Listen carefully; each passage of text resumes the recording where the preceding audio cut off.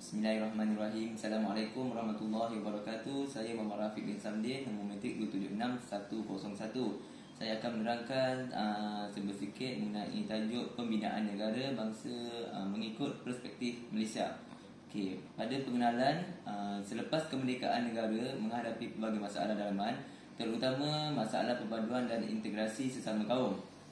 Masalah perpaduan wujud implikasi daripada pemisahan tempat tinggal, perbezaan pekerjaan, sistem pendidikan yang berbeza, fahaman politik serta ekonomi, perbezaan agama dan sistem pemerintahan penjajah.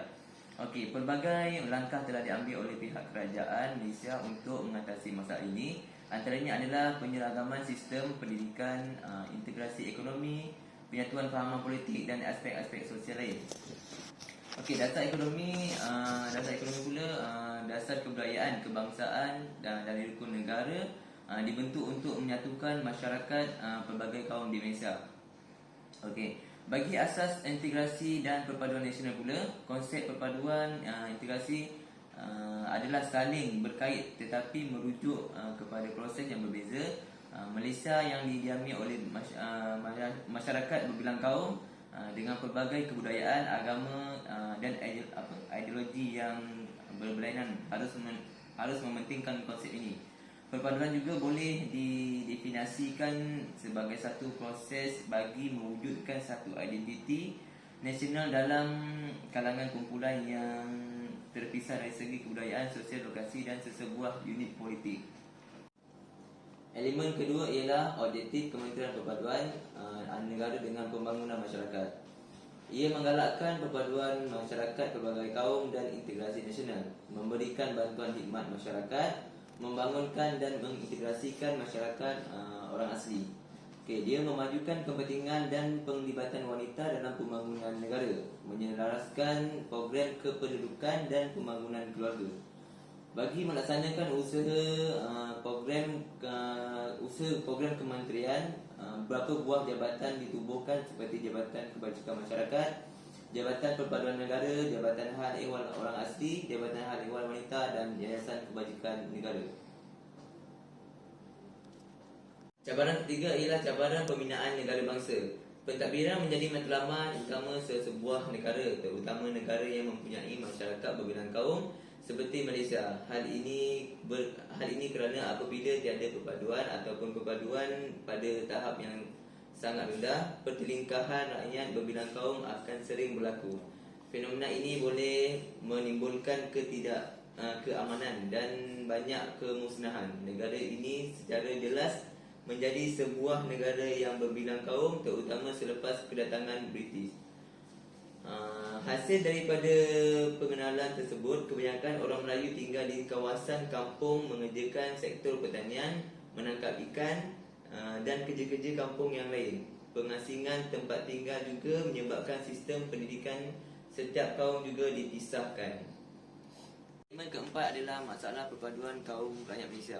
Kerajaan mengenal pasti negara ini menghadapi masalah perpaduan yang ketara apabila tercetus rusuhan etnik pada 13 Mei 1969.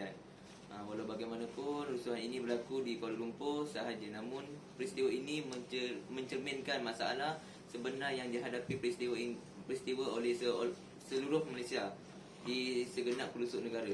Masalah-masalah yang wujud ini boleh dikenal pasti melalui beberapa situasi meliputi ekonomi, politik dan sosial. Menyedari masyarakat berbilang kaum di Malaysia tidak mempunyai matlamat yang jelas, maka kerajaan memperkenalkan rukun negara untuk memberi garis panduan yang lebih jelas kepada masyarakat berbilang kaum di negara ini. Rukun negara menjadi hasrat bagi mencapai dasar pembangunan perpaduan. Prinsip-prinsip rukun negara dapat dilihat seperti berikut: kepercayaan kepada Tuhan, kesetiaan kepada raja dan negara, keluhuran perlembagaan, kedaulatan undang-undang dan last sekali kesopanan dan kesusilaan. Rukun negara dicipta ekoran daripada rusuhan kaum pada 13 Mei 1969. Tragedi ini telah menyedarkan pihak kerajaan bahawa perpaduan kaum dan integrasi nasional di Malaysia merupakan suatu masalah yang sudah lama terpendam. Rukun negara bertujuan mewujudkan perpaduan antara kaum melalui amalan unsur-unsur kemanusiaan sejagat. Bagi menyimpul tajuk pembinaan negara bangsa mengikut perspektif Malaysia, secara keseluruhannya konsep pembinaan negara bangsa adalah sesuatu yang melibatkan proses yang panjang. Namun begitu, ia merupakan proses yang sukar dan pembinaan negara bangsa amat penting dalam sesebuah negara masyarakat majmuk seperti di Malaysia. Pembinaan negara bangsa yang mantap memerlukan pernyataan menyeluruh dari segi setiap anggota masyarakat dan jentera kerajaan. Kerajaan telah berusaha menyusun semula masyarakat melalui dasar-dasar yang dijalankan sejak berlakunya peristiwa 13 Mei 1969, kerana generasi hari ini harus memahami kedudukan masyarakat pada masa dahulu dan menjadikannya iktibar dan pengajaran panduan di masa hadapan dalam membina sesebuah negara bangsa yang bersatu padu. Sekian sahaja daripada saya. Terima kasih.